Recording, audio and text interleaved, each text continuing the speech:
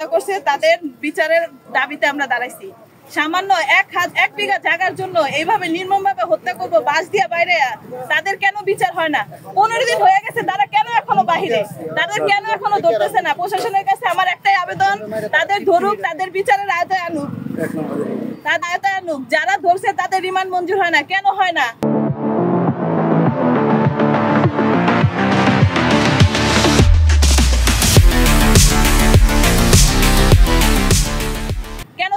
বিচারের আওতায় আসবে না? তাদের কাছে আমি আবেদন করতেছি, প্রশাসনের কাছে আমি একটাই আবেদন করতেছি যে আমার বাসুরে যারা এভাবে নির্মমভাবে হত্যা করছে তাদের কঠিনতম বিচার হোক, তাদের ফাঁসি হোক। এটা যেন এটা দেখে, এটা যেন নজর দেয়। কেন আসামিরা এখনো বাইরে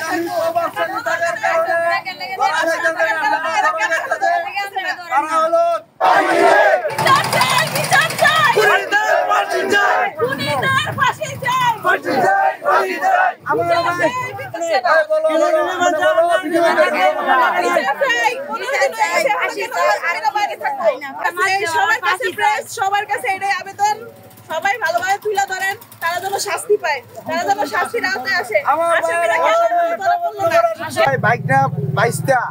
তারা আমরা বায়ানসারীরা, আমরা বাচ্চা ছাড়া সম্পত্তি জমি মাপ জুবইতা ছিল, তার ভিতরে হয়তো 1 হাত বা 1 বিঘা জায়গা নিয়ে আমার বাইকনা আর বাইকনি জামাই বোন জামাই বাইস্তারা তারা মনপূর্ণ ছিল।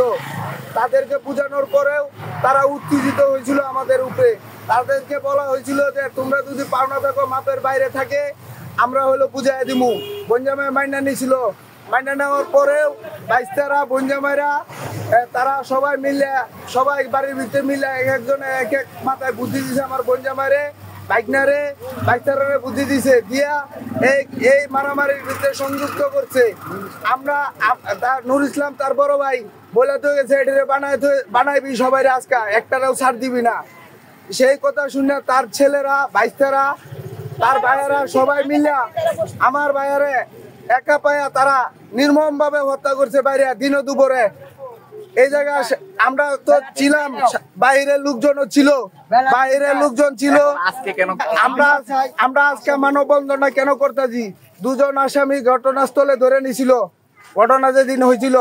তারপরে আমার বাইরে ধরে নেওয়ার পরে এই পর্যন্ত আমি মামলা করছি, যায়া মামলা করার পরে এই 15 দিন হয়ে যায়, এই পর্যন্ত আমার ভাইয়ের আসামি তারা ধরতে পারে নাই। একজন মাত্র ধরছে 10 নম্বর আসামি, তার জন্য আমার আয়ু 10 দিনের রিমান্ড মঞ্জুর করছে, কিন্তু রিমান্ড চাইছে, রিমান্ড আবেদন করছে 10 দিনের ভিতরে, একদিনও রিমান্ড মঞ্জুর করে নাই। কি কারণে? এই দেশে কি কোনো বিচার নাই? সঠিক বিচার নাই?